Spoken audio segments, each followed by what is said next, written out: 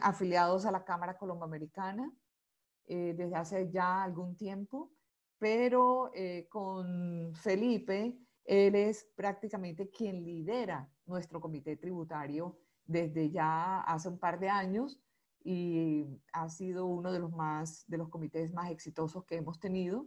Por lo tanto, nos place mucho poder contar con él en el tema de hoy, que específicamente habla sobre el programa de apoyo al empleo formal, el PAEF. Sin embargo, quiero también hablar un poquito sobre Felipe. Es socio fundador de su firma, Aroca Vives Abogados. Su práctica profesional se concentra en planeación fiscal y en la inversión internacional. Tiene una amplia experiencia en asesoramiento legal para la inversión extranjera, la planificación de patrimonios familiares y estructuración fiscal de proyectos de reorganización corporativa, fusiones, adquisiciones y colaboraciones empresariales. ¿Quién mejor que él poder conocer de la mano de este experto todo el tema que tiene que ver con este nueva herramienta o nuevo apoyo del gobierno, el PAEF? Bienvenido, Felipe, somos todos tuyos.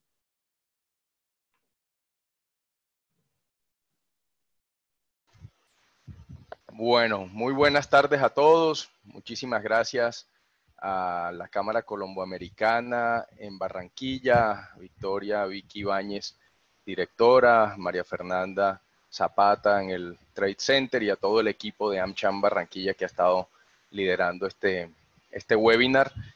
Una iniciativa, como dice Vicky, muy importante, hecha con bastante premura, porque si bien el anuncio, como lo vamos a ver ahora, el anuncio del mecanismo de subsidio fue hecho por el gobierno nacional el 8 de mayo, la verdad es que solo hasta la semana pasada terminó de ser implementado toda la expedición normativa que se requiere para hacer realidad este programa. Luego, desde el viernes realmente está habilitado el sistema para la postulación, como lo vamos a comentar en esta charla, pero es la hora que todavía hoy, martes, existen múltiples dudas, hay compañías y personas que están ahí muy pendientes de verificar si pueden efectivamente acceder o hasta cuánto cantidad de empleados van a poder obtener el subsidio, etcétera. Como es un tema de tanta rapidez, pues evidentemente esta iniciativa de AmCham y de Aroca Vives Abogados para tratar de estar al día y de transmitirles a ustedes, ojalá, herramientas que les sirvan para solventar las dudas y las inquietudes que todavía tienen, pues es muy valioso. Las preguntas que le han ido haciendo llegar a la AmCham, a María Fernanda, y que hagan durante el transcurso de la charla, pues trataremos de abordarlas al final.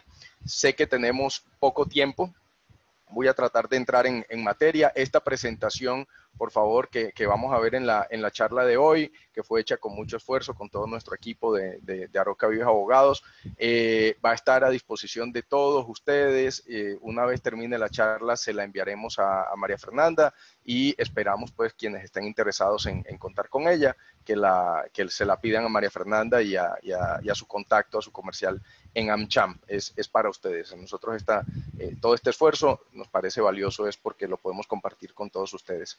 Y de verdad, Felipe, muchas gracias por acompañarnos hoy. Felipe, una cosita. También queríamos darle un saludo no solamente a los afiliados nuestros, sino que también tenemos unos afiliados de AmCham en Cartagena, de manera que queremos aprovechar para darles un saludo a ellos de haberse vinculado al evento en este momento. Bueno, a todos ellos muy bienvenidos, de verdad que es un gran gusto saludarlos, a todos los amigos de Cartagena, donde además tenemos nuestra dirección hermana digamos, en la oficina de allá de Boca Grande. De verdad, un saludo, bienvenidos a todos. Bueno, como el tiempo apremia y el camino es largo, vamos a tratar de avanzar. Miren, ¿cuál es la agenda que tengo propuesta? Realmente los temas más importantes están al principio, no porque los del final no sean claves, porque sí lo son, pero realmente las dudas principales que hemos ido recibiendo en los últimos 4 o 5 días están asociados más a cómo calculamos el derecho, si tenemos o no tenemos derecho, cuánto vale, etcétera, etcétera.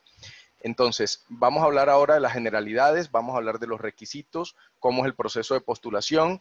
Hay que tener en cuenta todo el proceso procedimental y sancionatorio, y les voy a explicar en ese momento por qué. Y por último, algunas dudas tributarias que hoy desafortunadamente siguen siendo dudas. Nosotros vamos a plantear algunas preguntas y nuestra teoría acerca de esas preguntas.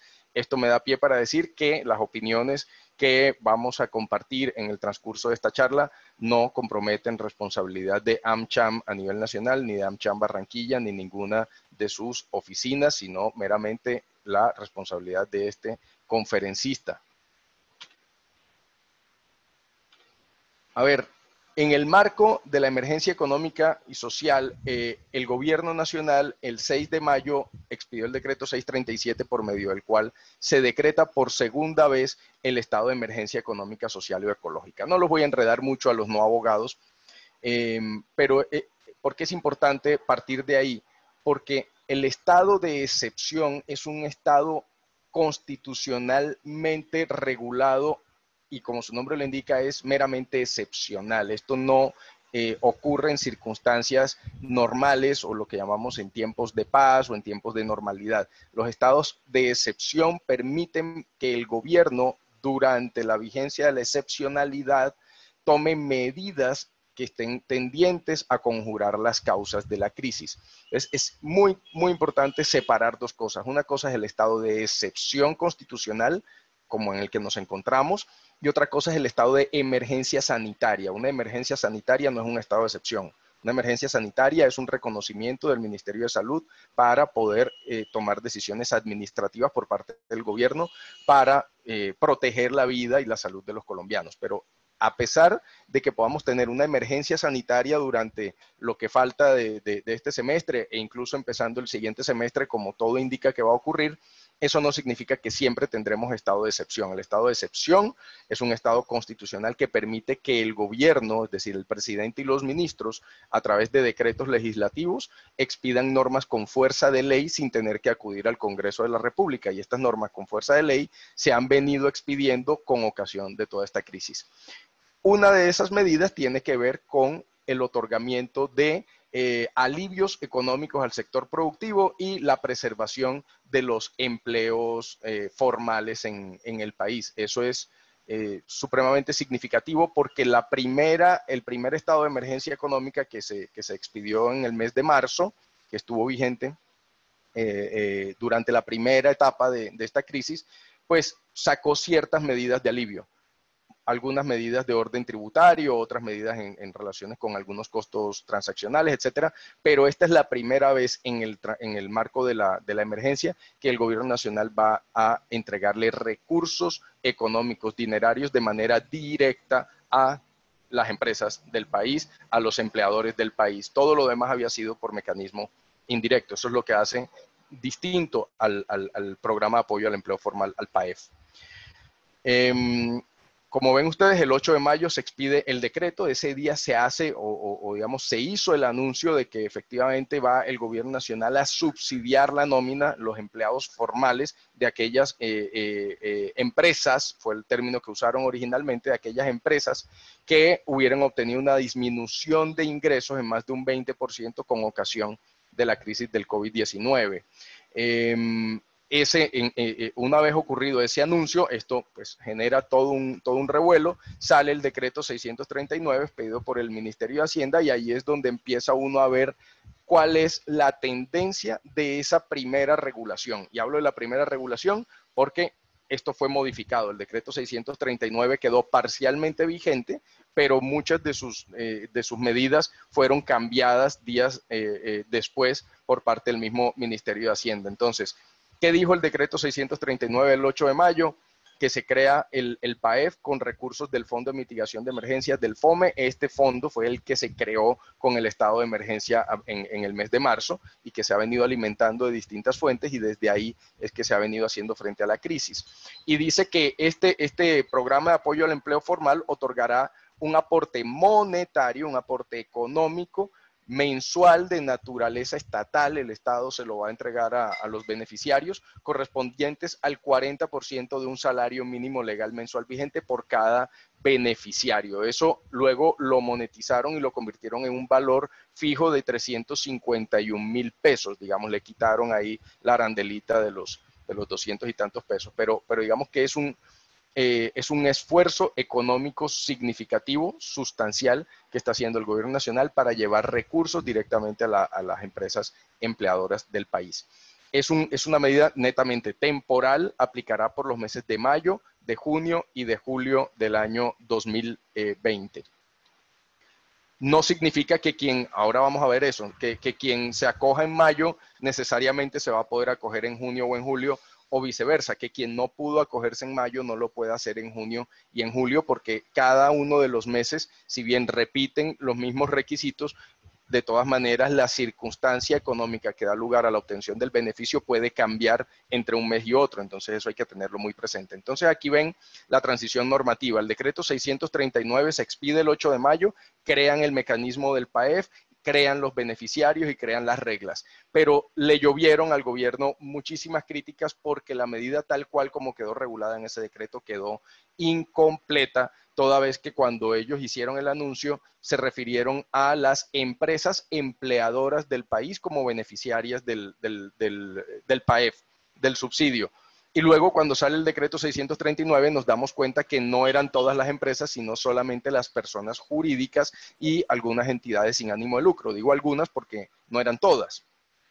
Eso evidentemente generó que hubiera una avalancha de solicitudes al gobierno nacional, especialmente en esos tres frentes. Primero, el de las personas naturales que habían quedado excluidas en el decreto 639. Segundo, las entidades sin ánimo de lucro, porque no todas cumplían los requisitos establecidos en el decreto 639. Tercero, los consorcios y uniones temporales, que en el país sabemos que son extendidos y de gran utilidad para muchos negocios, que también tienen empleados en sus propias nóminas que los han venido manteniendo, pero que no tienen la categoría ni de persona natural ni de persona jurídica, digamos, son una ficción contractual, no tienen personería. Luego, si no quedaban expresamente incluidos en la norma, hubieran quedado por fuera esos consorcios de uniones temporales, empleadores de trabajadores formales. Luego, se expide a los 11 días, el día 19 de mayo, se expide el decreto 677, con base en el cual se modifican varios de los criterios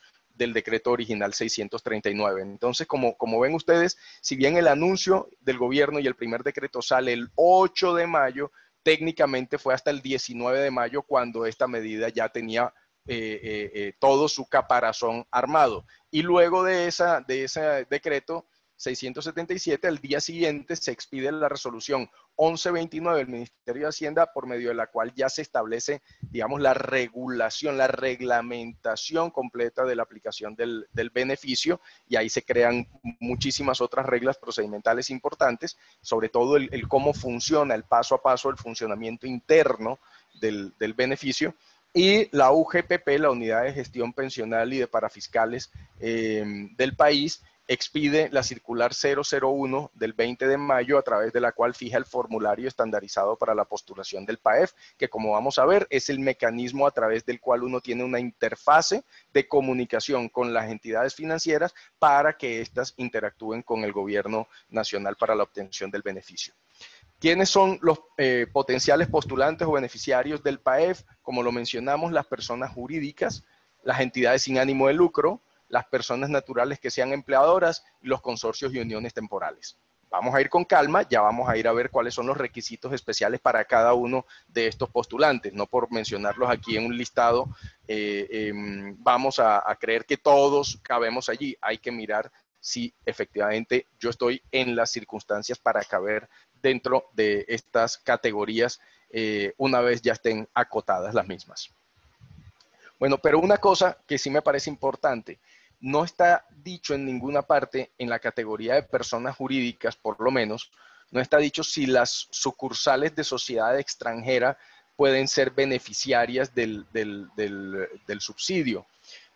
A nuestro modo de ver, en la firma consideramos que persona jurídica es digamos, es un reconocimiento que se hace tanto a las sociedades colombianas constituidas bajo ley colombiana inscritas en Cámara de Comercio, como a las entidades extranjeras que tienen presencia permanente en Colombia y, por supuesto, la reconocen también a través de la Cámara de Comercio, el lugar donde operan o en su domicilio fiscal colombiano. Eso se llama el domicilio secundario. Hay que revisar esos casos porque puede ocurrir que haya sucursales de sociedad extranjera que quisieran postularse. Es un tema muy importante a tener en cuenta en los días que faltan para la postulación. ¿Cuáles son los requisitos? Vamos a mostrarlos a grosso modo para cada uno de los tipos de beneficiarios, empezando por las jurídicas, seguiremos los naturales, luego hablaremos de sin ánimo de lucro y consorcios y uniones temporales. Para el caso de muchos de los requisitos son comunes a casi todas las categorías. Luego, algunos los iremos repitiendo rápidamente, entonces empecemos por las personas jurídicas. En el caso de los jurídicos, tienen que haber sido constituidos antes del 1 de enero del año 2020, es decir, tienen que tener preexistencia por lo menos desde el año 2019. Hay quienes se han confundido y piensan que esa preexistencia tiene que venir incluso de mucho más atrás. Eso no lo dice la norma en ninguna parte. La norma lo que me está diciendo es, usted debe existir por lo menos antes del 1 de enero del año 2020. No me dice cuánto antes. ¿Por qué surge la duda? Porque como uno de los mecanismos para verificar si yo tengo derecho al beneficio es la reducción de ingresos comparado mes 2020 versus mes 2019, hay quienes han interpretado equivocadamente, a nuestro modo de ver, que deberían existir esas compañías antes de abril o de mayo, de junio del año pasado. Eso ya está reevaluado, creo que ya ha pasado bastante agua debajo de ese puente y eso no es así. Una compañía creada en diciembre del 2019 podría ser beneficiaria del subsidio siempre que cumpla los requisitos, los demás requisitos exigidos en la norma. Esa compañía no debe tener una participación estatal o de las entidades descentralizadas del gobierno superior al 50% del capital. Luego hay que mirar con cuidado las sociedades público-privadas, esas sociedades que tienen socio público y privado, donde el público tiene más del 50%, hay que entrar a revisar esos casos con mucho detalle. Tiene que tener matrícula mercantil, la cual ha debido estar renovada por lo menos en el año 2019. Evidentemente, no exigen renovación de matrícula para el año 2020, porque todos sabemos que muchos de esos términos aún ni siquiera se han vencido con ocasión de la coyuntura. Hay que tener por lo menos un producto de depósito, una cuenta, lo que llamamos nosotros una cuenta bancaria de una entidad vigilada por la superfinanciera o al menos en una entidad vigilada por la Superintendencia de Economía Solidaria. Eso fue una de las ampliaciones de las últimas normas. No es necesario que el postulante tenga un convenio de nómina con la entidad financiera. Eso también es clave porque ha generado muchísimas dudas. Es que yo sí tengo una cuenta en el banco tal, pero yo no tengo convenio de nómina. Es que el convenio de nómina no es un requisito. Lo importante es que tenga una cuenta. ¿Por qué necesita la cuenta? Porque allí es donde el gobierno le va a poder poner los recursos. De otra manera es muy difícil lograr llevar estos recursos directamente a la empresa empleadora, pero al no tener el convenio de nómina no pasa nada, porque eso no es ninguna obligación ni es una exigencia del PAEF. Hay que demostrar la necesidad del aporte del PAEF. ¿Y cómo se demuestra esa necesidad? Certificando la disminución de ingresos en por lo menos un 20% o más. Eso ya lo vamos a ver ahorita con un poquito más de cuidado, pero esa es la razón de ser. Yo tendría derecho, en principio, si demuestro la caída en mis ingresos en por lo menos un 20% en los meses en los cuales voy a pedir el subsidio. Es decir, si voy a pedir en mayo, tengo que demostrar que mi caída ocurrió en abril. Si voy a pedir en junio, tengo que demostrar que mi caída siguió en mayo. Si voy a pedir en julio, tengo que demostrar que mi caída ocurrió o continuó en el mes de junio. Se mide siempre así, el mes inmediatamente anterior.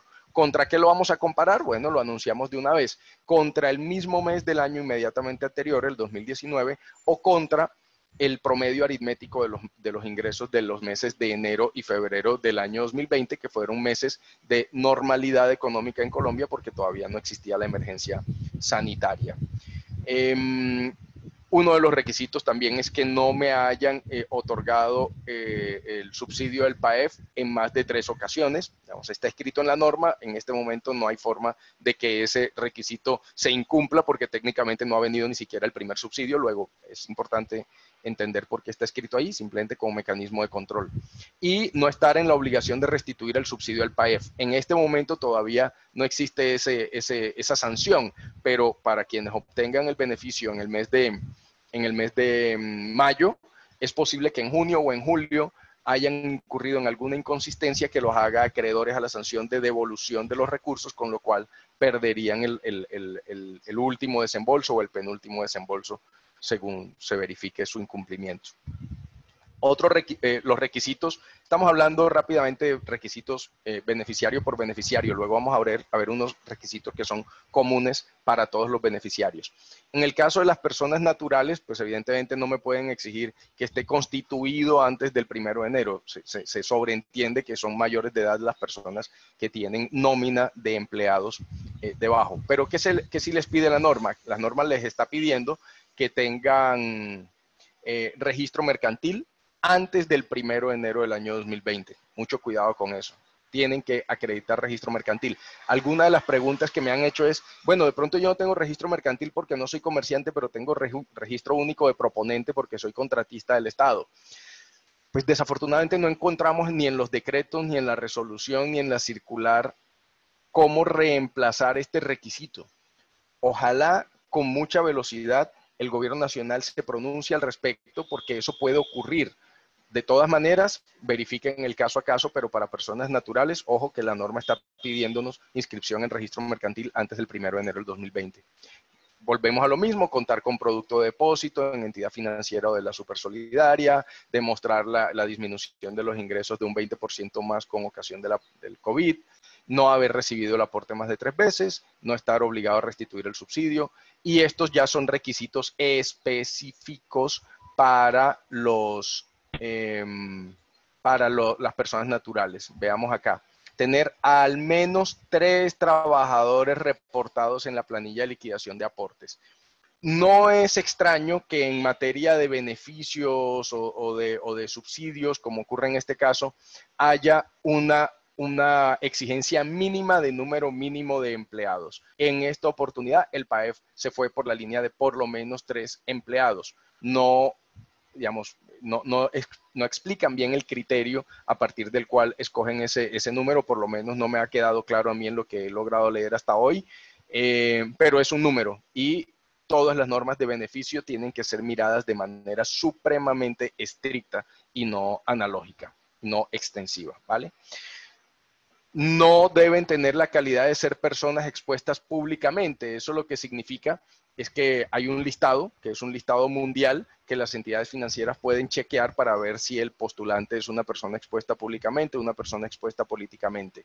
En esos casos, la misma entidad financiera se va a encargar de decirle al Ministerio de Hacienda que no es elegible esa persona. O incluso si esta persona natural es cónyuge, compañero permanente o pariente hasta en segundo grado de consanguinidad, primero afinidad único civil de personas políticamente expuestas. Eso es un mecanismo de control, entendemos nosotros, primero para curarse en salud del gobierno de que no vengan luego a decir que le entregaron subsidios a los parientes cercanos más próximos de políticos o funcionarios del alto gobierno. Eso es natural. Pero desafortunadamente hay muchas de esas personas que sí podrían tener derecho al subsidio, pero por un relativo, por un pariente cercano en esas condiciones, pues ya perderían ese derecho. Es una norma de control. ¿Qué pasa con las entidades sin ánimo de lucro? Las entidades sin ánimo de lucro fueron unas de las que venían incluidas en el decreto 639 del 8 de mayo, pero luego en el 677 se les cambió los requisitos. Eso es muy importante tenerlo presente y no quedarse con lo que leímos el 8 de mayo, porque la norma cambió. Efectivamente, se les exige haber sido constituidos antes del 1 de enero del 2020, como a todas las personas jurídicas, y no se les exige la matrícula mercantil ni la Cámara de Comercio específicamente porque las entidades sin ánimo de lucro, como sabemos, no son entidades comerciales, luego no necesariamente tienen que tener registro mercantil. Unas los tienen, no tienen problemas si lo tienen, pero las que no lo tengan, eso no es un impedimento para obtener el PAEF. Lo que sí tienen que tener todas, sin excepción, es registro único tributario RUT, ¿vale? Esa sí es una exigencia de la norma. La entidad sin ánimo de lucro no debe tener participación estatal superior al 50% y esto fue lo que cambió. Deben estar obligadas a declarar renta o por lo menos declaración de ingresos y patrimonio. Y adicionalmente tener la obligación de presentar exógena de medios magnéticos para el año gravable 2019. Ahí se pone restrictiva la norma con las entidades sin ánimo de lucro, pero esto es mejor que por lo menos lo que teníamos con las que originalmente habían sido incluidas en el PAEF y eran las del régimen tributario especial. No todas las sin ánimo de lucro están en el régimen tributario especial, pero sí es probable que las que no están en el régimen tributario especial sean entidades sin ánimo de lucro y pueden ser declarantes de renta o por lo menos de ingresos y patrimonio y estar obligadas a ser exógenas. Entonces, esos son los nuevos requisitos para las entidades sin ánimo de lucro. Los demás son comunes a todas. Cuenta de depósito, demostrar la reducción de sus ingresos en más de un 20%, no haber recibido el aporte más de 3 ocasiones y no estar en la obligación de restituir el aporte. Para consorcios y uniones temporales que fueron incluidos a través del decreto 677, tienen que haberse constituidos con anterioridad al 1 de enero del 2020, tienen que tener registro único tributario. Nuevamente, no tienen cámara de comercio porque no son personas jurídicas, luego no tienen registro mercantil, pero los consorcios y uniones temporales sí son susceptibles de tener registro único tributario, luego ese sí es un requisito, lo tienen que tener. En la UT no debe participar en más de un 50% del capital una entidad estatal o las entidades descentralizadas. Tienen que tener cuenta de depósito, tienen que demostrar la necesidad con la reducción de ingresos, no haber recibido en más de 3 ocasiones el PAEF y no estar en obligación de restituir el PAEF. Aquí ponemos un comentario importante en color rojo, como lo ven en la presentación, tiene que ver con que las personas jurídicas o naturales son las que conformamos consorcios de uniones temporales. Entonces, como esos consorcios de uniones temporales son vehículos contractuales que carecen de personería, que son transparentes desde el punto de vista jurídico, entonces la normatividad sí exige de manera reiterativa que no puede haber doble postulación. Hay que ser muy cuidadosos con la posibilidad de la doble postulación porque está prohibida. Entonces, una misma persona que haya sido o que esté siendo empleada por la unión temporal y al mismo tiempo por la sociedad que es miembro de la unión temporal, esa misma persona no puede dar beneficio, lugar al beneficio en las dos postulantes. Entiéndase, unión temporal o consorcio más sociedad socia de la unión temporal o consorcio. Entonces viene la duda. Si una persona está como empleada de un consorcio o unión temporal que tiene sus socios y luego tenemos esa misma persona también como empleado en otra persona jurídica que no tiene nada que ver con el consorcio o unión temporal, tendríamos derecho, tanto la persona jurídica que no tiene que ver con la unión temporal, como la unión temporal en sí misma, donde también tienen empleado a esa persona, a obtener el subsidio.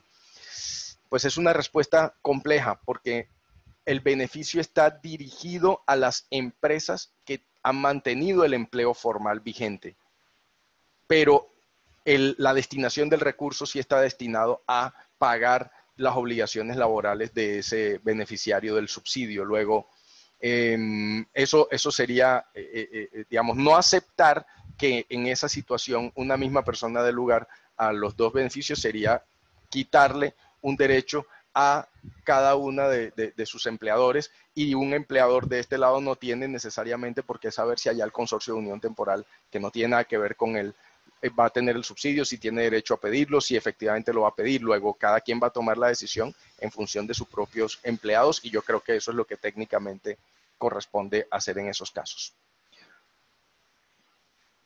La postulación se debe hacer por el beneficiario. Ya estamos hablando en común a todos los postulantes, jurídicos, naturales, sin ánimo de lucro, consorcios de uniones temporales.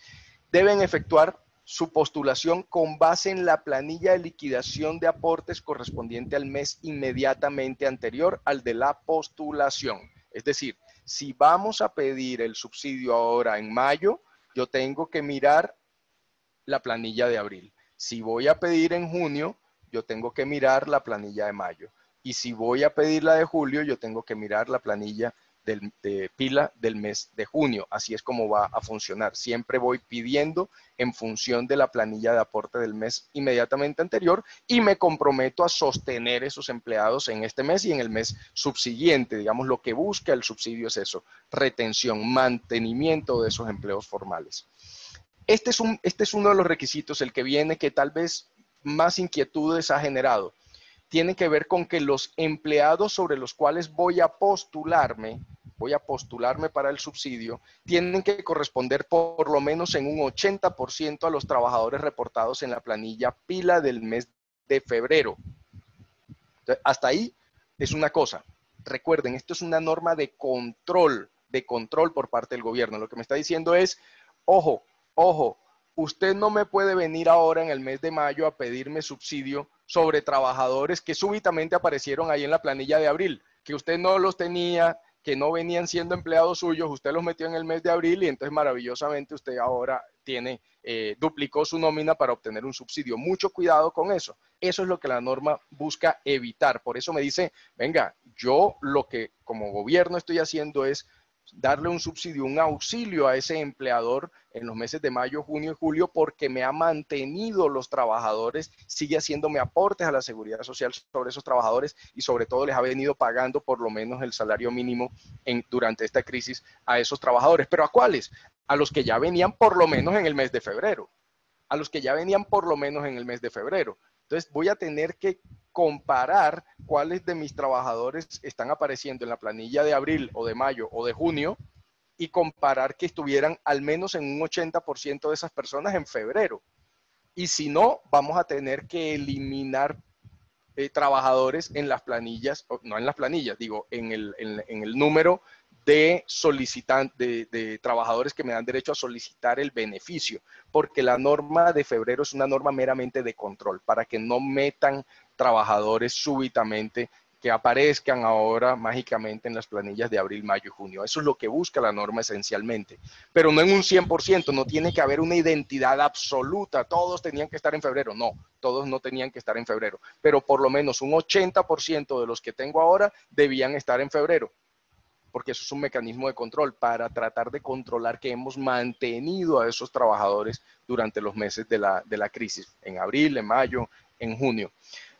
La planilla de febrero, que va a ser aceptable para la comparación, es la que se haya presentado a más tardar el 9 de mayo. ¿Por qué el 9 de mayo? Porque el 8 se hizo el anuncio del PAEF y del subsidio. Entonces, como se sabía que esto iba a ocurrir, el gobierno dice, listo, no faltará el avivato que me corregirá la planilla del mes de febrero y me la corregirá el 10, el 12 de mayo. No, señor.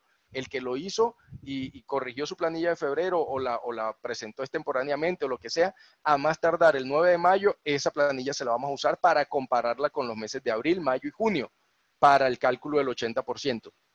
Pero esto no significa que la planilla del mes de abril, por ejemplo, que se presentó ahora en mayo, yo lo hubiera tenido que presentar el 9 de mayo a más tardar. No, porque eso no es un requisito de la norma. La planilla del mes de mayo, la norma me permite presentarla incluso hasta el 22 de mayo, que fue el viernes pasado. O sea, no hay ningún problema en que la planilla de abril se haya presentado a más tardar el 22 de mayo. No tenía que ser máximo el 9 de mayo, como equivocadamente puede uno caer en ese error al leer tantas disposiciones y tantas fechas al mismo tiempo. Entiendan que esta norma específicamente es un criterio de control por parte del gobierno nacional, ¿vale? Los trabajadores tienen que tener un ingreso base de cotización reportado en la pila por lo menos de un salario mínimo. Esa es otra pregunta que nos han hecho. Venga, es que yo tenía trabajadores que se ganaban 2 o 3 salarios mínimos. Con ocasión de la crisis hemos tenido que acordar con ellos reducción de los tiempos de trabajo, del horario de trabajo y por ende reducción del salario, pero siempre los hemos mantenido por encima del salario mínimo. ¿Tenemos derecho al subsidio? Sí, señor, tienen derecho al subsidio. Siempre que cumplan todos los demás requisitos, como por ejemplo el siguiente, haber cotizado en el mes de abril, de mayo, de junio por esos trabajadores mes completo. Pero si usted cumple todos esos requisitos, no importa que haya tenido que llegar a un acuerdo de reducción de horario, de reducción de condiciones para obtener una reducción en el salario, siempre que el salario base de aporte en la planilla de aporte sea por lo menos el salario mínimo mensual. Además, esos trabajadores deben haber cotizado, o la empresa debe haber cotizado por ellos, mes completo sin haber reportado novedades de licencia no remunerada o la novedad de suspensión del contrato. Eso es muy importante, muy importante.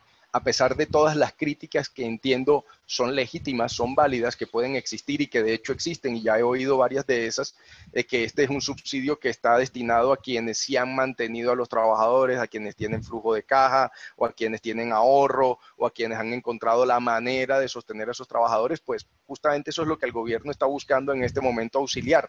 No sabemos si en el futuro auxiliarán a quienes han puesto a los trabajadores en licencia no remunerada, no sabemos si van a meter en el futuro a quienes tienen a los trabajadores con contrato suspendido para tratar de darles nuevamente tracción y que ellos puedan retomar otra vez su actividad normal. No lo sabemos. Hoy esos no están incluidos en el PAEF. En el PAEF están incluidos los que sí han venido recibiendo su salario mínimo como por lo menos, y además han estado aportando mes completo sin novedad de licencia no remunerada o suspensión de contrato de trabajo, y además estaban en el mes de febrero, como ya lo hemos mencionado, o por lo menos en un 80% estuvieron en el mes de febrero. Miren este requisito que está acá. El trabajador no debió haber sido incluido o tenido en cuenta por otro beneficiario postulante para acceder al subsidio PAEF. Ahí viene la duda que teníamos con el tema de los consorcios de unidades temporales que pueden tener empleados y otra sociedad en otro lado que no tenga nada que ver con el consorcio de unión temporal lo pudo haber tenido. Pero esa eventualidad puede ocurrir no solo con consorcios de uniones temporales. Ahí es donde más creo que he visto casos, pero no es exclusivo de ese caso. Ojo, requisito. Los recursos del subsidio se deben usar exclusivamente para el pago de la nómina de los trabajadores. Eso es un requisito ex post, no ex ante. Una vez obtengas los recursos, úsalos para pagar la nómina y no para abonarle al otro crédito que tenías con la entidad financiera, no para pagar proveedores vencidos, porque si usas los recursos para otro fin distinto, puedes caer en la infracción que te obligará eventualmente a devolver los recursos y, como vamos a ver, con sanciones onerosas e intereses muy onerosos. El pago de la planilla ya lo explicamos, estar al día. Bueno, estar al día con el pago de las obligaciones laborales. Ese es uno de los requisitos y hay que decirlo bajo gravedad de juramento cuando se solicita el beneficio. Luego es clave que lo tengan presente, pero para el caso de la nómina del mes de abril, porque es el primer caso donde estamos empezando, se permite decir que si no estoy al día, una vez recibamos el subsidio, nos pondremos al día dentro de los 5 días hábiles siguientes a la obtención del subsidio. Eso es importante porque es la transición del mes de mayo, que es el primer subsidio. Entonces la nómina de abril podemos ponernos al día incluso después de recibir el subsidio PAEF, pero va a ser el único mes en el que va a funcionar así, muy probablemente. Luego tengan mucho cuidado que hay que tener la nómina al día si queremos obtener el subsidio. Entonces, recapitulamos rápido porque aquí es donde se concentran la mayor cantidad de dudas, como lo mencioné al principio. Los criterios de control básico, verificar cualquiera de los dos criterios de reducción de ingresos que ya mencionamos, o porque comparamos los ingresos de abril 2020 versus abril 2019, o porque usamos el segundo criterio, comparamos abril 2020 versus el promedio aritmético, sumar enero más febrero, dividirlo entre 2 y comparamos contra abril 2020, ¿vale? Esos son los criterios de reducción de ingresos. Si estoy en alguno de esos dos, cumplí el criterio de reducción de ingresos y puedo seguir adelante con mi análisis, no necesariamente con la postulación, porque hay que cumplir todos los requisitos. Verificar fechas de renovación de matrícula mercantil si corresponde, mucho cuidado con eso, verifíquenlo. Verificar que los empleados del mes de abril hayan sido cotizados por mes completo y sin novedad de suspensión de contrato o licencia no remunerada, verifíquenlo. Si la empresa obtuvo crédito garantizado, esto es importantísimo porque está dicho en entre líneas y creo que muy poca gente está hablando de esto, pero es clave que lo tengamos presente. Si la empresa obtuvo crédito garantizado por el Fondo Nacional de Garantías, hay que asegurarse, no es que no vayas a tener el beneficio, sí vas a tener el beneficio si cumples todos los requisitos, pero hay que asegurarse que si el monto del aporte del subsidio PAEF sumado al crédito desembolsado supera el monto de tus obligaciones laborales, ese excedente que te dieron en PAEF lo debes usar para abonar a ese crédito garantizado con el Fondo de Garantías, que tiene garantía el Fondo Nacional de Garantías, y no para otro fin distinto. Es una norma interna de cada compañía. Naturalmente la entidad financiera lo va a asesorar y lo debe asesorar en ese sentido. Creo yo que es una obligación porque ellos mismos tramitan PAEF y ya le desembolsaron el crédito, con lo cual ellos tienen que hacer ese ejercicio. Pero esa regla está muy escondida por ahí en los detalles, entonces es clave que cada empresario que ya sabe que obtuvo el crédito para nómina, con Fondo Nacional de Garantías, garantizado, tiene que tener cuidado con el tema de no superar el crédito más el PAEF, no debe superar el monto de sus obligaciones laborales, y si lo supera, usar ese excedente para abonarle al crédito. Trabajadores que no hayan sido postulados por otro lado, haber efectuado el pago de la planilla de manera oportuna, como ya dijimos, estar al día al pago de las obligaciones laborales. Digamos, estos son un checklist rápido que todos los empresarios, contadores, revisores fiscales deberían hacer. La postulación al PAEF se hace a través de la entidad financiera que usted escoja.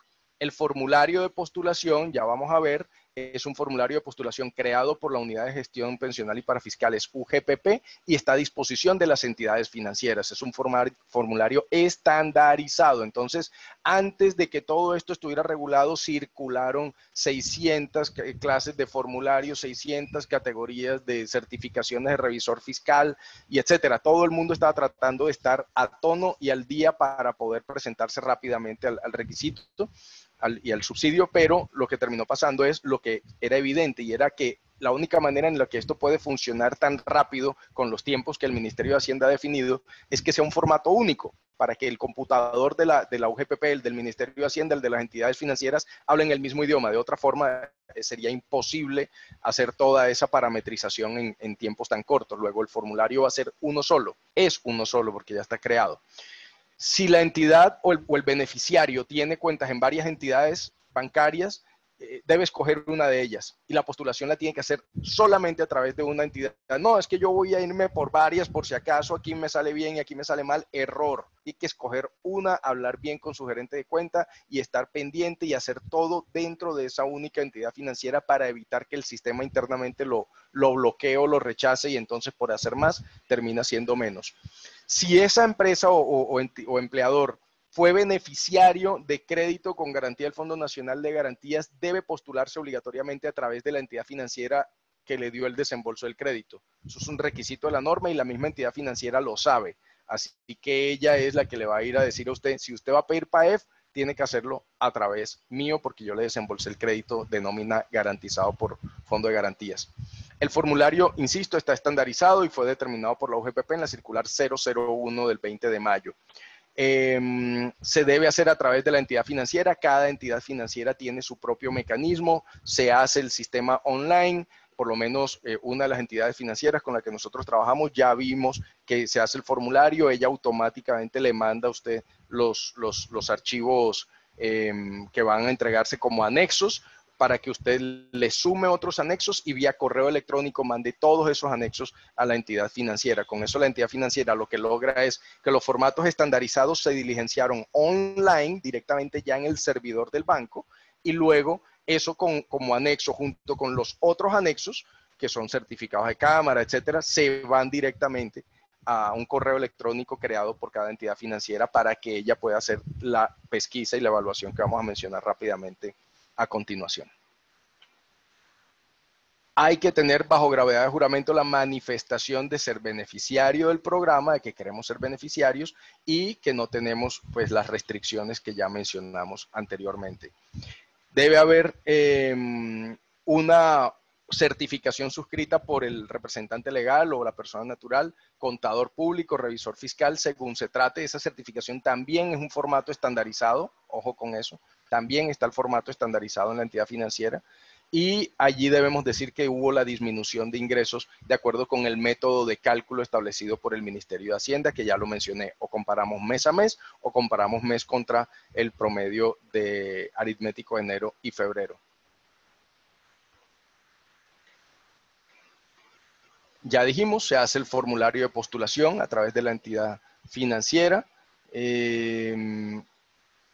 representantes legales o el promotor en caso de que haya reestructuración empresarial, o el liquidador en caso de que la entidad esté en proceso de liquidación, o en el caso de las personas naturales, ellas mismas.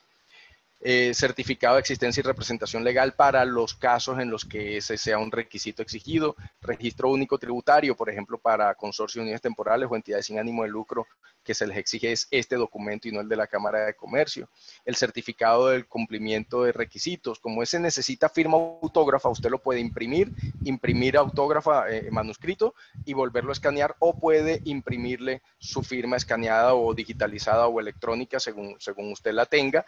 En ese caso es válido porque el decreto permite expresamente la digitalización de esa firma. El método de cálculo ya lo hemos mencionado varias veces. El Ministerio de Hacienda cambió lo que al inicio, cuando se anunció el programa, habían dicho, lo terminaron cambiando porque eran solamente comparación abril-abril, mayo-mayo, junio-junio. Pero eso lo terminaron cambiando y ahora yo puedo demostrar mi reducción de ingresos por cualquiera de los dos frentes. Abril-abril, mayo-mayo, junio-junio, o comparar abril contra promedio enero-febrero, mayo contra promedio enero-febrero, junio contra promedio enero-febrero. ¿Puedo cambiar de un mes a otro? Bueno, yo no veo que haya una restricción. Por ejemplo, en el mes de abril, ahorita que me voy a postular en mayo, yo quiero compararme abril de 2020 versus abril del 2019. Y con ese criterio me voy. Pero luego llegará mi postulación de junio y yo querré comparar el mes de mayo contra mayo del año pasado, o lo querré comparar contra el promedio de enero y febrero. Puedo hacer cualquiera de las dos porque insisto, estos requisitos van ajustándose según el mes que corresponda. Entonces, esos son los dos métodos establecidos y tengo que escoger alguno de los dos. Hay que tener en cuenta las reglas de realización del ingreso de acuerdo con los marcos técnicos normativos contables vigentes. Eso también da lugar a todas las dudas que ustedes se quieran imaginar, pero yo creo que hay que también tener en cuenta los criterios fiscales que también tienen un peso importante en este tipo de determinaciones, con lo cual, no, yo tenía derecho a cobrar una suma contractual en abril, pero resulta que nunca la facturé porque las circunstancias están difíciles, no sé si me van a pagar, entonces, ¿hubo devengo o no hubo devengo? Bueno, los marcos técnicos contables tienen reglas específicas para eso, pero a mi modo de ver, si no estás teniendo el devengo, la realización fiscal, no tuviste el ingreso. Cada contador, cada revisor fiscal tiene que hacer el ejercicio. Yo soy abogado, no firmo esa certificación, la firman ellos, pero creo que también hay que tener un criterio pragmático en esto y no un criterio meramente teórico en este tema. El subsidio constituirá un ingreso. Vamos a ver eso qué implicaciones tiene que la norma diga que el subsidio constituirá un ingreso que no será tomado como incremento de ingresos para fines de la postulación del PAEF. Esto quería mostrárselos porque, digamos, esto es una imagen del formulario de postulación, del formulario estandarizado, y miren en la parte del cumplimiento de requisitos. Entonces, miren al final, miren esta parte de aquí abajo, dice, tuvo una disminución del 20% más en sus ingresos en los términos descritos en la resolución, al compararse con el mismo mes del año 2019 o al compararse con el promedio aritmético. Uno tiene que marcar o sí o tiene que marcar no. Resulta que cualquier compañía le pudo haber pasado que cumple con las dos, que en las dos debería dar sí. ¿Por qué? Porque si comparo con cualquiera de las dos, doy sí. Esa duda la resuelven ustedes de acuerdo con lo que ustedes vayan a presentarle al gobierno. ¿Por qué? Porque si bien este es el formulario de postulación, luego está el formulario de certificación. Y en el formulario de certificación, si se dan cuenta, dice marque con una X una de las dos opciones. Eso no está claro en el de postulación. Aquí si este me da sí y este me da sí, pues yo no estoy diciendo nada malo, pero técnicamente en el de certificación, como debo escoger alguno de los dos, al momento de hacer el de postulación, que se hace primero normalmente, yo debería marcar sí en el que voy realmente luego a certificar para que haya coincidencia. Porque si marco aquí sí, sí, cuando voy a hacer acá el de certificación de cumplimiento, de pronto va a haber una inconsistencia en el sistema. Recuerden que esto pasa primero por un computador y el computador no está haciendo todas estas elucubraciones que nosotros estamos hablando acá. Entonces puede haber bloqueos en el sistema, hay que tener mucho cuidado con esos tecnicismos. El calendario para la postulación, bueno, para el mes de mayo empezamos el viernes 22 y vamos hasta el 29 de mayo. Por eso la urgencia de sentarnos en esta reunión a hablar y comentarles esto, porque estamos en este momento justamente presentando postulaciones a las entidades financieras. Ya para el mes de junio, con más calma, se hará hasta el 17 de junio. Y en el mes de julio se hará con más calma hasta el 16 de julio. Pero entonces, ¿eso a qué nos obliga? Si se dan cuenta, casi que están al borde de los vencimientos para la presentación de las planillas de aportes de la nómina. Eso es un poquito la línea. Oiga, si usted me va a certificar que está al día con sus obligaciones laborales, pues tiene que estar al día con la planilla de aportes. Entonces, apenas ya usted pagó su planilla y cumplió todos los requisitos, meta su postulación. No espere hasta el final. Tratemos de tener las planillas de aporte al día en la primera quincena. Para mensaje para todos los gerentes de empresa. Hey, tenemos que tener presente que no podemos irnos hasta el final con la planilla de aportes, a menos que estemos listos para presentar la planilla de aportes al final y mandar enseguida la postulación a PAEF, porque como esto tiene términos definidos, si me presento extemporáneamente ya no entro al baile del subsidio, quedo por fuera por incompetencia propia del solicitante. Luego, pues uno mismo se estaría causando un perjuicio. Hay que ser juiciosos con las fechas de ahora en adelante. La transición fue en mayo, de ahí para adelante van a ser mucho más estrictas las fechas. Rápidamente el tema procedimental. Como el interlocutor, la interfaz con el beneficiario, con la empresa, es a través de la entidad financiera, son las entidades financieras las que tienen que hacer unos procesos de verificación. Van a recibir los documentos, van a verificar que los documentos estén completos, que estén firmados por quien toque. Ellos no van a mirar el fondo. La entidad financiera no va a mirar, le voy a revisar ahora la realización según marcos técnicos contables. No, eso no va a pasar. La entidad financiera va a hacer una revisión formal, así como cuando usted va normalmente al banco con su declaración de renta, ella mira que usted cumplió los requisitos formales, le pone el sello y le recibe la declaración. Ellos no miran el fondo, porque no es su obligación. En este caso tampoco será su obligación, pero sí mirarán formalidades. Ellos, una vez cumplidas las formalidades, le mandarán a la UGPP, a la Unidad de Gestión Pensional y Parafiscales, a través de un mecanismo que la UGPP tendrá internamente con las entidades financieras para que la UGPP haga su verificación previa, que es esto que están viendo acá. La verificación previa de la UGPP lo que hace es revisar las planillas, que le coincidan las cifras de planilla. Será el computador de la UGPP y los funcionarios de la entidad los que tendrán que estar rápidamente, porque aquí los términos son supremamente cortos. Dense cuenta, la UGPP tiene que lanzar una comunicación a la entidad financiera desde mayo 28 hasta el 3 de junio. En este caso, por ser transición, excepcionalmente se van hasta el 3 de junio. Pero vean ustedes, en el mes de junio, con las solicitudes del mes de junio, que se radicarán en el banco hasta el 17 de junio, la UGPP tendrá apenas hasta el 23 de junio. Estamos hablando de 5 días normalmente para que ya hagan toda la verificación nacional de solicitantes nacional y le digan a las entidades financieras si la verificación previa les pareció que estaba ok.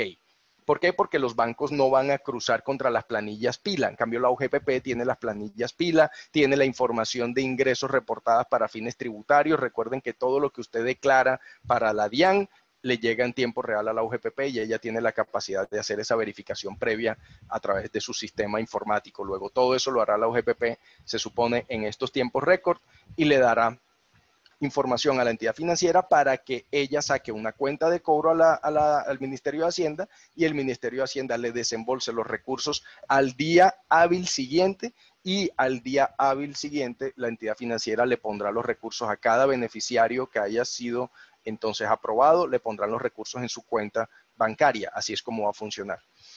Pero todo eso es lo previo. ¿Qué pasa en el después? ¿Qué pasa después? Ya listo, se acabó el subsidio, lo recibí, maravilloso, los 3 meses, maravilloso. La UGPP va a llevar un registro detallado de los beneficiarios, de los trabajadores, del número de empleos que se protegen.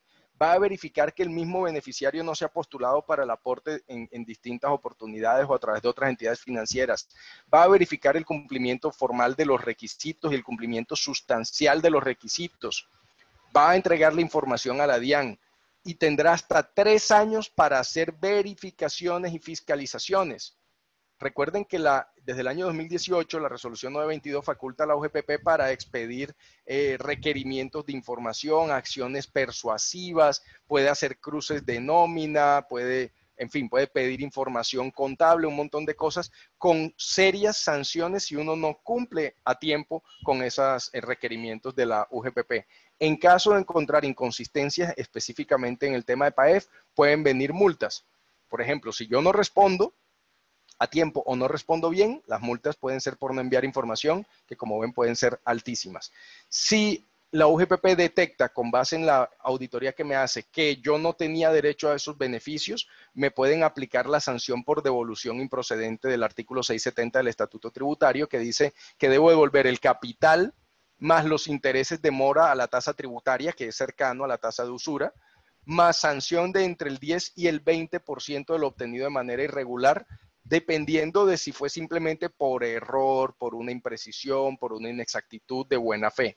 Si hubo fraude o si la UGPP determina que hubo documentación falsa, la sanción ya no será del 10 o el 20, va a ser del 100%, entonces me va a cobrar el subsidio más los intereses a la tasa tributaria de mora, más un subsidio igual al que había recibido originalmente a manera de sanción. Entonces son sanciones onerosísimas y ni qué decir del Código Penal. Recuerden que el artículo 403A del Código Penal habla del fraude a subvenciones y dice que cualquier fraude a una subvención, ayuda o subsidio obtenido desde el Estado por medio de engaño, ¿verdad? Tiene que tener, puede tener prisión de 5 a 9 años y multas de 200 a 1000 salarios mínimos, más inhabilidades para ejercicio de derechos y funciones públicas. Entonces, esto pasa de ser un tema meramente administrativo para pisar el mundo del derecho penal. Hay que tener mucho cuidado con hacer las cosas bien. No es que no hay que meterse a postularse por el subsidio. Por supuesto, si tenemos derecho hay que hacerlo, pero háganlo bien. Hemos hablado acá de un montón de requisitos.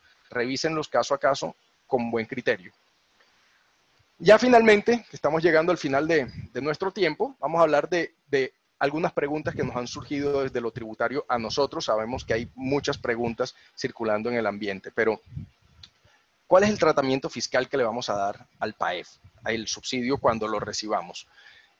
La resolución 1129 del Ministerio de Hacienda establece que los recursos que reciba el beneficiario constituirán ingreso, pero lo dice específicamente, expresamente para decir constituirán ingresos que no afectarán el ingreso de ese mes para sacarlo de los requisitos. Claro, como uno de los requisitos es que mis ingresos hayan disminuido por lo menos en un 20%, al tener el subsidio, entonces me incrementé un poquito los ingresos y me pueden sacar del beneficio. No, para eso no, pero es para eso exclusivamente que la resolución 1129 se refiere al subsidio como un ingreso. Pero técnicamente es algo que es susceptible de incrementar mi patrimonio. Luego, contablemente yo podría decir también que es un ingreso. Entonces la pregunta es, ¿ese ingreso será gravado con impuestos sobre la renta? Una de nuestras teorías que hemos discutido internamente con los abogados de la oficina y con los contadores de la oficina tiene que ver con la destinación. Ojo, el subsidio va a la empresa empleadora, pero el destino, por la ley, por la norma, es directamente el trabajador, porque la plata no la puedo usar sino para eso. Luego yo podría decir que es un ingreso recibido para un tercero y no pasarlo por mi propio PIG como ingreso. Eso yo lo veo viable desde el punto de vista conceptual, pero me parece que iría en contravía contra la resolución 1129. Sin embargo, la resolución 1129 no pasa de ser un mero acto administrativo, no pasa de ser una resolución. Los ingresos no se generan por lo que diga una resolución, los ingresos se generan por lo que digan los marcos técnicos contables, por lo que diga el artículo 27 y 28 del Estatuto Tributario y por lo que diga la lógica. Luego, en este caso hay que aplicar también la lógica y los marcos técnicos contables y artículo 27 y 28 de realización de ingresos para fines fiscales. Yo creo que una de las tesis puede ser, los contadores tomarán sus propias determinaciones y las tomarán en cada compañía en la que trabajen, que eso puede ser un ingreso recibido para terceros. Pasa por mi balance, yo no lo toco en mi PIG, no lo llevo al ingreso y lo paso directamente a la nómina. ¿Y por qué eso sería significativo? Hombre, porque es que si es ingreso yo tengo que entrar a mirar otra serie de preguntas. Tengo que hacerme autorretención o el banco me practicará retención en la fuente, lo cual sería rarísimo. Tengo que pagar impuesto de industria y comercio sobre este ingreso. Entonces el beneficio no es de 351,000 pesos, sino de menos plata. Porque pues si voy a pagar impuestos sobre esto por la vía de las autorretenciones me va a quedar menos plata. Luego, yo no creo que el gobierno haya creado este subsidio para generar un recaudo tributario a partir del mismo subsidio. La verdad es que eso me parecería que no tendría ninguna lógica ni ninguna presentación. Pero como las cosas hay que tenerlas vistas desde antes, el llamado a ustedes es a que revisen en su situación si les parece razonable la teoría, la tesis de tomarse, por ejemplo, el ingreso recibido para terceros, un pasivo, y asimismo se va como el gasto de la nómina y se cumple directamente con la con la norma y no afectamos tributariamente al subsidio.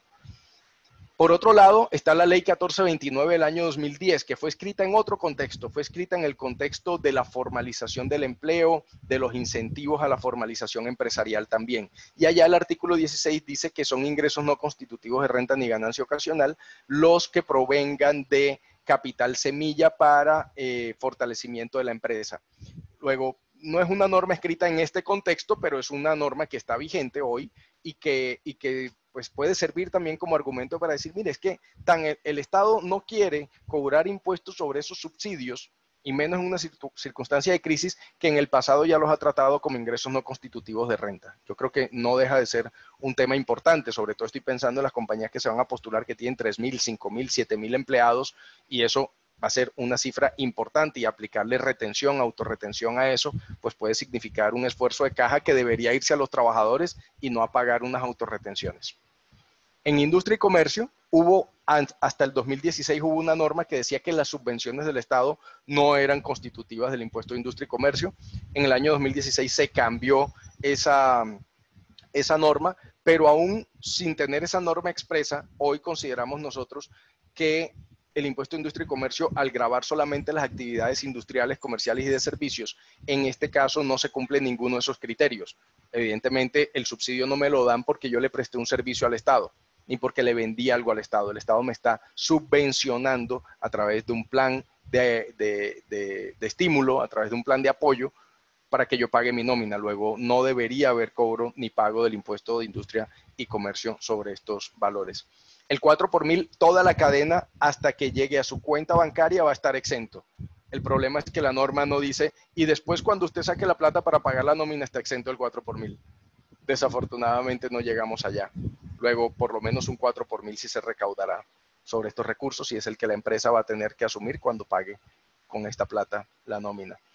Y hay una norma curiosa que nos genera otra pregunta, y es, el decreto 639 dijo que la comisión o el servicio que se cobre por la dispersión de los recursos por parte de la entidad financiera a los beneficiarios estará excluida del impuesto a las ventas, del IVA. ¿Las entidades financieras van a cobrar por esto? Sí, están teniendo mucho trabajo. Les va a tocar hacer todo el trabajo que ya mencionamos, pero a mí por lo menos nadie me ha dicho en ninguna entidad financiera, oye, y por todo esto que estás haciendo el banco te va a cobrar X o Y plata. Porque todo eso sí lo dijeron con los desembolsos para proteger la nómina, garantizados por el Fondo Nacional de Garantías, y habían todos los disclaimers habidos y por haber, y te anticipaban y te decían que te iban a cobrar X o Y. Pero en este caso a mí nadie me ha dicho, yo no he visto en ninguna parte de las entidades financieras diciendo, oye, y para el PAEF recuerda que te voy a cobrar tal comisión. Bueno, si la cobran va a ser excluida de IVA, pero a mí me queda la duda, ¿van a cobrarlo? ¿Eso se ve bien? ¿No se ve bien? Bueno, en fin. Creo que me apegué lo más que pude a el horario que teníamos previsto de 1 hora. Muchísimas gracias por la atención.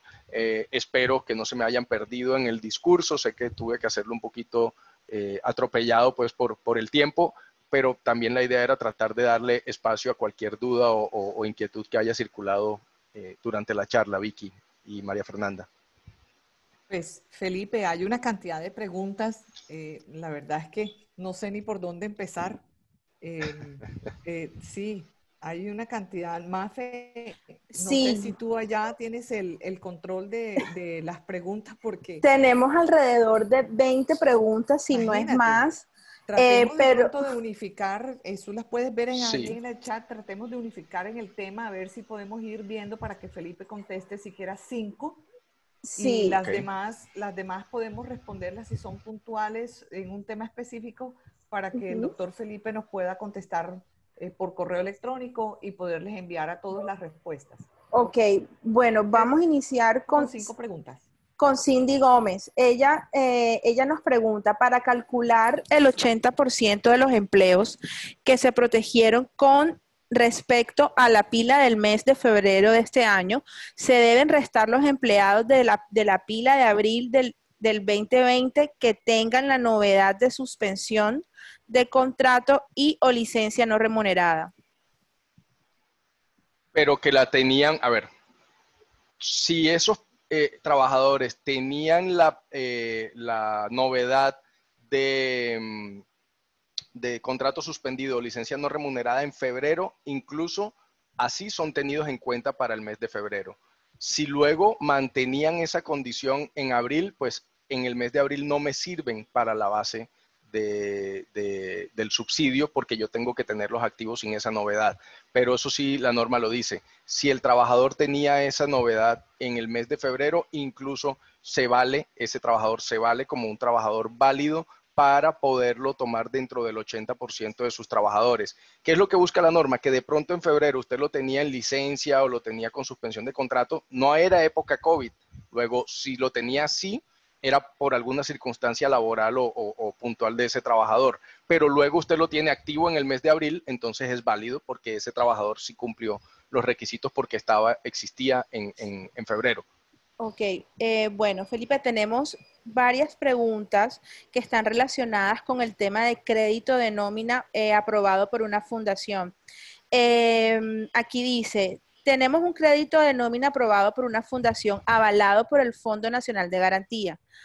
Y ellos no manejan cuentas de depósito. En este caso, puedo tramitar el subsidio del PAEF con la entidad financiera donde manejo mi cuenta en la que fue depositada el crédito de nómina previamente. Sí, de acuerdo. Es así y esa sería la salida práctica recomendable. Tramítelo a través de la entidad financiera a través de la cual recibió el desembolso del crédito, porque evidentemente no puede pedir el PAEF a través de quien le otorgó el crédito, que fue la fundación o la entidad no financiera. Así es como va a funcionar efectivamente. Bueno, tenemos también una pregunta que me hicieron por chat de una persona, de una empresa que no pudo continuar en la charla.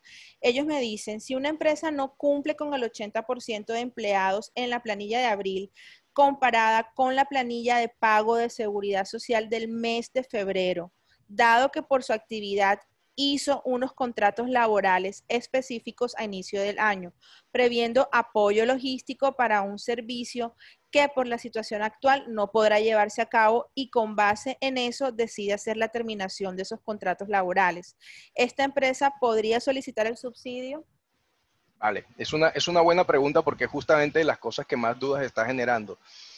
A ver, la norma hay que entenderla como lo que es, esa norma del mes de febrero, es una norma de control. Lo que el decreto busca y la resolución busca es que las personas sobre las cuales yo voy a pedir el subsidio ahora en mayo, que estaban en mi nómina de abril, en mi planilla de aportes de abril, por lo menos en un 80% de ese número existieran en la planilla de febrero. ¿Ok? Es una norma para que yo no infle artificialmente la planilla de abril, ni la de mayo, ni la de junio. Ese es el propósito de la norma. Luego, si usted tenía en febrero, que es la pregunta que nos están haciendo, por decir 100 trabajadores, por decir cualquier número, por un tema puntual de ese momento, luego fue reduciendo y se quedó con 50, pero esos 50 los tenía en abril. Cuando usted va a pedir su subsidio por la planilla de abril, va y compara y esos 50 existían en un 100% en febrero, luego no hay ningún problema.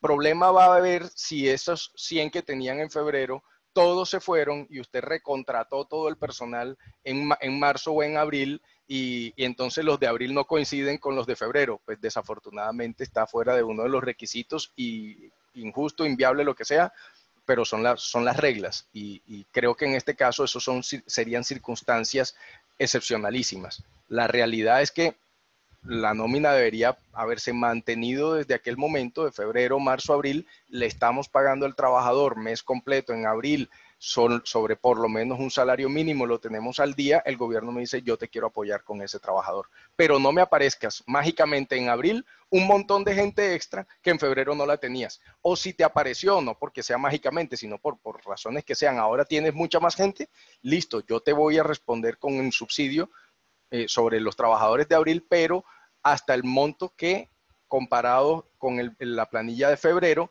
por lo menos un 80% de los que reportas en abril los hubieras tenido en febrero. El excedente ya no te van a dar el subsidio. Ok, tenemos dos preguntas que están relacionadas con lo que acabas de comentar, que de pronto se contesta también, y una de esas es si tenemos registrado en la planilla de abril el 95% de la plantilla de febrero, pero solo tenemos activos el 75%, podemos pedir el subsidio por ese 75%, y también Claro, tenemos el caso de una persona que pregunta por el 20% en abril. Ok, bueno, vamos primero con los de la planilla. Insisto, si tenías en abril, el 95% de los que tienes en abril los tenías en febrero, estás bien. Hasta ahí estás bien, porque lo que te pide la norma es sobre los que vas a pedir en abril, al menos un 80% de esos tenías que tenerlos en febrero. Porque no te vamos a dar subsidio por los que aparecieron ahora, un montón de gente que te apareció subiéndote más de un 20% la planilla de aporte del mes de abril. Ese es el criterio con el que escribieron la norma. Luego, en ese ejemplo, 95% de los que tenemos en abril existían en febrero, estás bien. Pero luego, de los que tienes en abril, solamente un 75% los tienes activos, aportándoles mes completo, sobre por lo menos un salario mínimo, solamente podrás pedir sobre ese 75%. Solamente sobre ese 75%. Los otros que no cumplen los requisitos no los puedes postular. Y en relación con los ingresos, ¿cuál es la pregunta? ¿Con el 20%? Ya la busco, se me acaba, es que me hicieron otra pregunta y se acaba de correr la pregunta. Okay. Creo que se fue para arriba, Mafe. Sí, sí. Yo estoy viendo una que dice que si los ingresos base de cálculo de Alberto Carrizosa pueden tomarse de abril 2019 a abril 2020, lo anterior en razón a que existen ingresos estacionales que sí muestran una afectación por COVID. El ingreso se tiene que medir comparando mes contra mes. Facturación o ingresos de abril 2020 versus facturación e ingresos de 2019, o en su defecto, facturación abril 2020 versus promedio aritmético enero-febrero 2020. Sumar ingresos del 20 más ingresos de febrero 2020 más enero de 2020, el resultado lo divido entre 2, eso me da el promedio aritmético y lo comparo con abril. Cualquiera de los dos mecanismos sirve. Cualquier otro mecanismo no está habilitado por el Ministerio de Hacienda y no lo va a poder certificar su contador o revisor fiscal, con lo cual no va a servirle. Ya encontré la pregunta. Si se reportó suspensión del contrato del 20% de los trabajadores en abril, ¿se puede acceder al subsidio por el resto de los trabajadores? Sí, incluso si tiene suspensión del contrato de un 50, un 60%, es que es justamente es una de las críticas que le han hecho a la norma, y es que están dando el subsidio para los que sí he logrado mantener, pero también hay que entender la lógica del gobierno y de cómo quedó el subsidio. El gobierno te va a subsidiar en función de los trabajadores que me has mantenido, porque entendemos el esfuerzo que en estas circunstancias implica para todos los empleadores del país poder tener a esa nómina activa y pagándole por lo menos un salario mínimo mes completo. A los que tienes en licencia no remunerada o en suspensión de contrato, no te los vamos a subsidiar porque tú no les estás pagando. Entonces, a los que sí les estás pagando, te los vamos a subsidiar.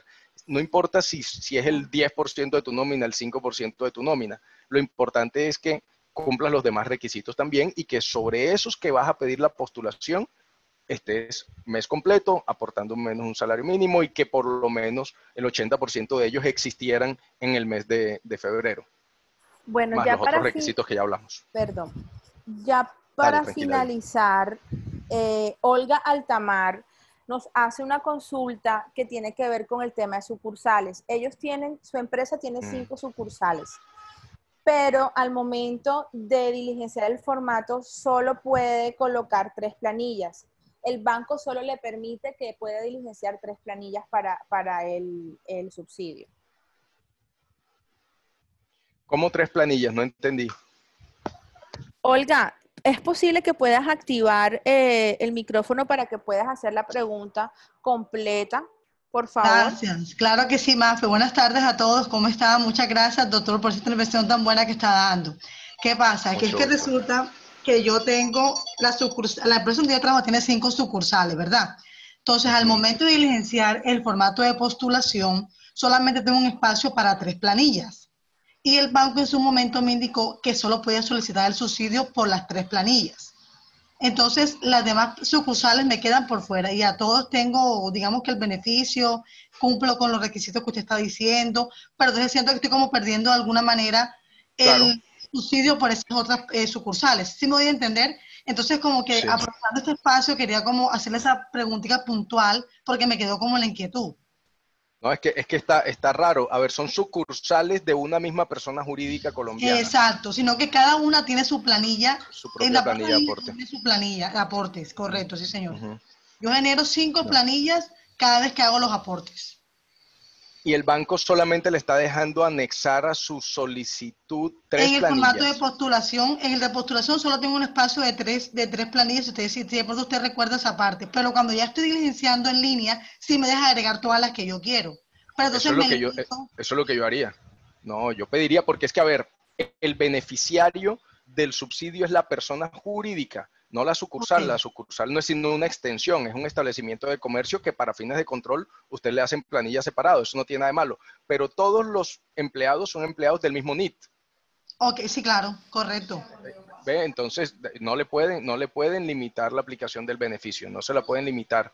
Si en el sistema online, al hacer el formato estandarizado del banco, le dejan meter todas las planillas, métalas, porque luego de esa solicitud online, usted tiene que mandar un correo electrónico con todos los anexos y ahí se van todas las Perfecto. planillas. Sí, no Ok, vaya a doc. perder el beneficio. Ay, muchísimas gracias. Gracias, muy gentil. Esa era la inquietud que Espero que le tenía. vaya Muy bien. amable, doctor. Gracias, Mafe.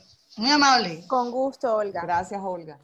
A usted, Felipe, doctora. tenemos dos preguntas más. No sé si por tiempo las podamos Yo estoy responder. aquí feliz de responderle y veo que sigue habiendo gente todavía conectada, así que creo que sigue habiendo interés. No se quieren ir. Bueno, es que estas las Es hicieron en, un tema clave esto. estas Total. las hicieron en privado y por eso no se ven en el chat. Las personas jurídicas que son partícipes de consorcios y uniones temporales para efectos de determinar la disminución de los ingresos deben tener en cuenta los ingresos de la figura contractual en el porcentaje de participación que ésta tenga o solamente se debe tener en cuenta los ingresos directos. Claro, esa es una pregunta en la práctica tremendamente complicada.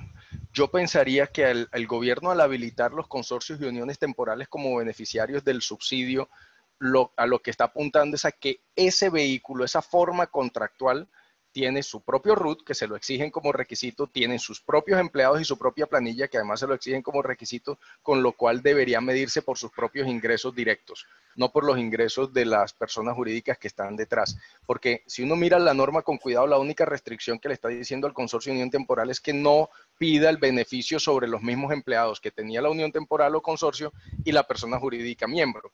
Pero el decreto no dice, y mire consolidadamente los ingresos de todos sus socios o partícipes.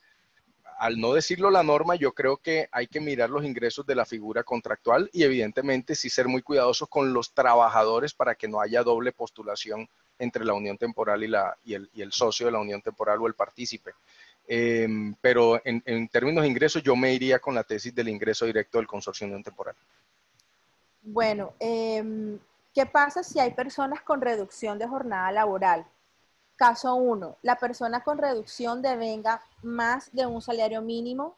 Y caso 2, la persona con la reducción de jornada devenga menos de un salario mínimo. Vale.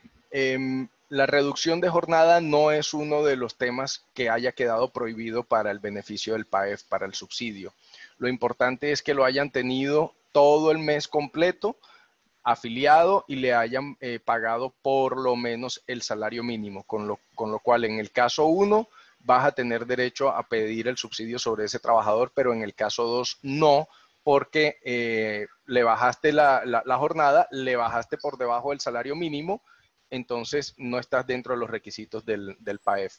Pero sí pudo, y hay casos reales donde la persona antes de la reducción de jornada se ganaba 3 o 4 salarios mínimos y con la reducción de jornada se bajó a un salario mínimo, sigue dando derecho al beneficio independientemente de que le hayas bajado la jornada, pero siempre que esté por encima del salario mínimo.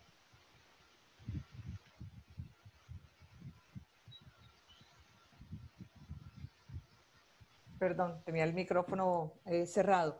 Felipe, hay una cantidad de preguntas, de verdad que podríamos quedarnos aquí una hora más, pero quiero cerrar con otra inquietud que nos llega sobre lo siguiente. Dice, en una conferencia que se realizó a las 2:30 de la tarde, precisamente en la ANDI, un funcionario de la UGEP claramente dijo que el ingreso del subsidio no implicaba retención. Creo que deben Es que no tendría aclararlo sentido. de Sí, alguna es que no manera tendría más sentido. oficialmente. Deberían decirlo. Es que el decreto no lo menciona, la resolución no lo menciona, nadie lo ha dicho oficialmente, pero todo indica que no debería ser ingreso para fines fiscales. Lo que ocurre es que no entraron en ese detalle, pero generaron una duda razonable cuando en la resolución 1129 dicen que los subsidios constituyen ingreso, lo dicen así expresamente, pero ese ingreso no se tomará en cuenta para verificar si cumplió o no cumplió la reducción de ingresos en el correspondiente mes. Y hasta ahí llegaron. Y retención en la fuente nadie me va a aplicar. Nadie me va a aplicar porque yo no veo al banco aplicándome retención en la fuente. Eso no está dicho en ninguna parte. Pero listo, usted recibe el subsidio, lo mete en su contabilidad, digamos que lo mete usted como un ingreso. Entonces, a la hora de calcular las autorretenciones de ese mes, ¿qué hace? ¿Me autorretengo o no me autorretengo? Porque ya eso no es un tercero, es usted mismo tomando la decisión.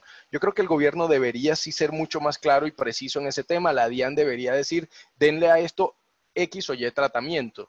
Nosotros creemos que para evitar dudas, una de las teorías, y por eso lanzamos la pregunta, fue revisen caso a caso si usted puede tomar esa plata que viene como subsidio, como un ingreso de un tercero, como un pasivo suyo, de manera que el beneficiario real del ingreso es su trabajador, porque la plata va para allá. Luego yo no afectaría mi ingreso. Si el gobierno no me sale a decir nada, personalmente yo me iría por esa teoría para no afectar ni siquiera la autorretención y no tener ninguna discusión al respecto. Pero digamos, todo indica, como lo mencionamos claramente en la charla, que esto no debería constituir ingreso ni estar sujeto a retención ni autorretención de ningún tipo por todos los antecedentes que ha habido con otras subvenciones del Estado. Claro. Ok, bueno, aquí hay otra que hacen, y ya para terminar, dice, el decreto que la entidad financiera, no, perdón, el decreto establece que la entidad financiera debe ser la misma por donde se solicita el subsidio, pero si ya se utilizó un banco para un crédito en abril sobre la pila de marzo, ¿ya lo obliga a quedarse con ese banco o es de ahora en adelante? Claro, la norma dice que si pedí crédito de nómina en el mes, en alguno de los meses con garantía del Fondo Nacional de Garantías, debo solicitar el PAEF a través de esa entidad bancaria a través de la cual tramité el crédito de nómina garantizado por el Fondo Nacional de Garantías. De hecho, cuando vaya a hacer la planilla, el formato estandarizado en el sistema de ese banco, va a aparecer, cuando usted pone su NIT, ya le va a aparecer marcado como fui beneficiario de crédito de nómina garantizado. Sí, le va a salir automáticamente, no tiene ni que decirlo. Es esa la razón por la cual le dicen que tiene que Debe ser, tramitarlo a través de esa entidad bancaria, sí. claro. Porque además hay un tema de control, que ya lo mencionamos también, y es la destinación de cualquier excedente que tenga usted al sumar subsidio más el crédito de nómina garantizado versus sus obligaciones laborales de ese mes. Si la suma de ambos superan las obligaciones laborales del mes, el excedente se tiene que destinar a prepagarle al banco el crédito de nómina. Está escrito así en la norma. Ok, excelente, Felipe. Pues, Mafe, creo que quedamos con todo el récord de las preguntas y de las inquietudes. Sí. Las compartiremos con Felipe más adelante para poder ir respondiendo poco a poco las inquietudes, inclusive dentro de cualquiera de nuestros comités, Felipe, a menos que tú lo designes como líder del grupo de otra manera. Pero queremos darle las gracias a Felipe Aroca, a la firma Aroca Vives por todo este tiempo que nos ha dedicado precisamente por la importancia de este punto, que hoy es un tema álgido debido a todo este tema de la pandemia que nos está afectando y que pues obviamente queremos darle las gracias en nombre de todos, de los afiliados de AmCham en Barranquilla, en Cartagena, nuestro sincero agradecimiento por los amigos de AmCham que están hoy aquí conectados y que esperamos poder seguir contando con todos ustedes. Felipe, muchísimas gracias. Quedamos en contacto. Mucho gusto. La presentación está grabada. Cualquiera de ustedes que necesite el link, por favor, nos pueden escribir a Mafe para que Mafe se las pueda enviar con todo gusto. y estaremos enviando también el contacto del doctor Felipe Aroca para cualquier novedad que se les presente. Muchísimas gracias. Muchísimas gracias. Gracias a todos. Gracias por las preguntas. Por ahí preguntaban si la Cruz Roja se puede acoger al apoyo. Creo que no, porque no es declarante. No es declarante ni ingresos y patrimonio. Chequéelo con el contador, pero tristemente creo que no va a poder. Bueno, a todos muchísimas gracias. Fue un placer. Gracias, Espero volverlos a ver Felipe. pronto. Muy bien. Feliz noche. Excelente.